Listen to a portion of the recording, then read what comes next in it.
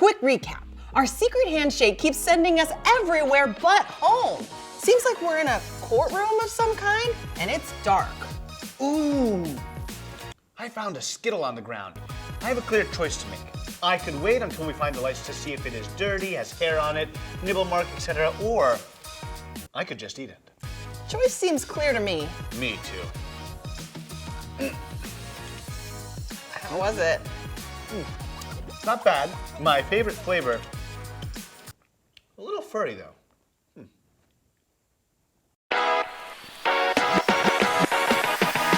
3, 2, 1. Press play. I'm Jay. And I'm Emma. Welcome to Press Play. Oh, Jay, I found a flashlight. What luck. That would help me immensely too. Oh, sweet San Pedro's Island. Who is that? I'm Paula. I'm the court reporter for this courtroom. I record every single moment that takes place here. She's not lying. She records every word. Wait, were you recording us before we found that flashlight?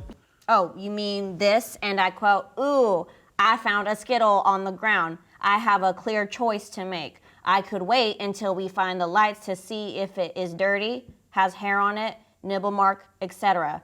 Or I could just eat it." Then the young lady said, and I quote, "Choice seems clear to me." You said, and I quote, "Me too. Young man eats disgusting Skittle." Hey! Oh, young lady asks, and I quote, "How was it?" Response from young man, "Not bad. My favorite flavor. A little furry, though." Speaking of, I think I still got some of that fur in my mouth. Hey! She's typing. Stop. Stop it.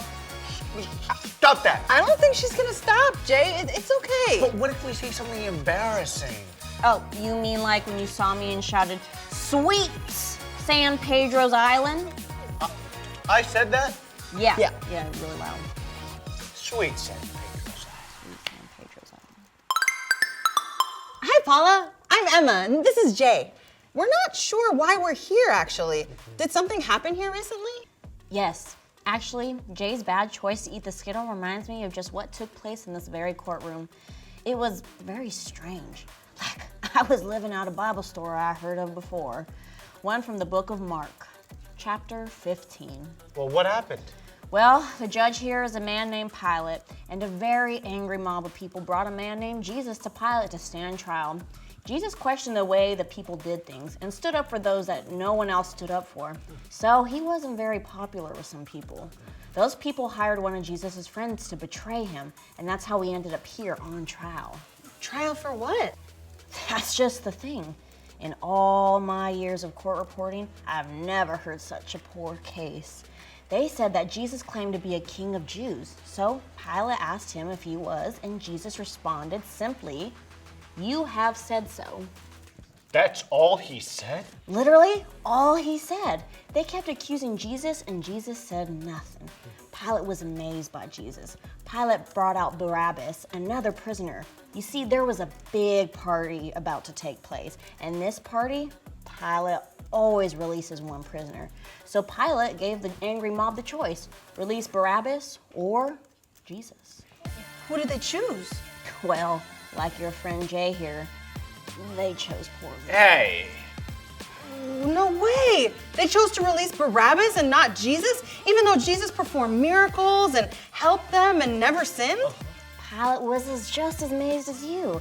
He said, and I quote, "What shall I do then with the one you call the King of the Jews?" Pilate asked them. "Crucify him," they shouted. What does that mean? It's the worst punishment someone can be given. It means Jesus is going to die? How could they do it? How could they not choose Jesus? Can we talk off record? Please. My hands were cramping. As I watched it all unfold, I asked myself the same thing. It made me mad.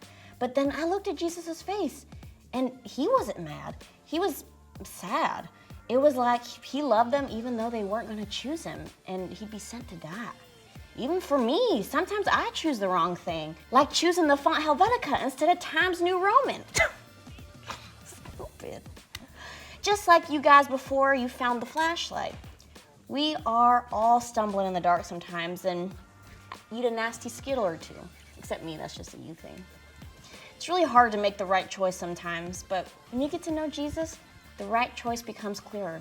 The crowd chose to not release Jesus because they struggled with believing that he really was the Savior they had been waiting generations for. They were in the dark about who Jesus really was.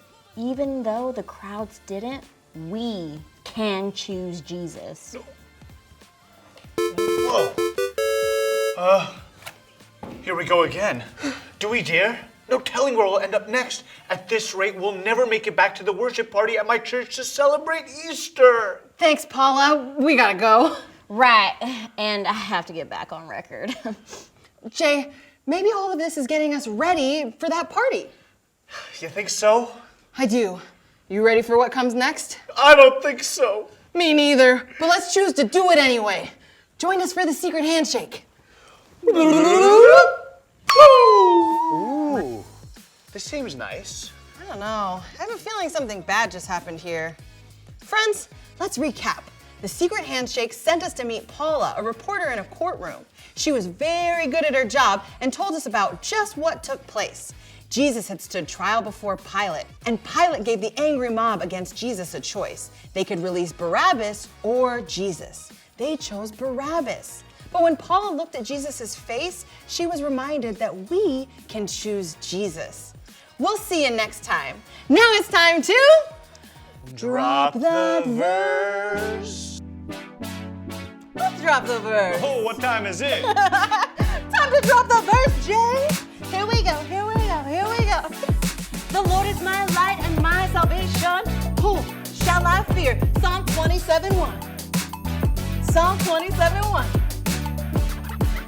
The Lord is my light and my salvation.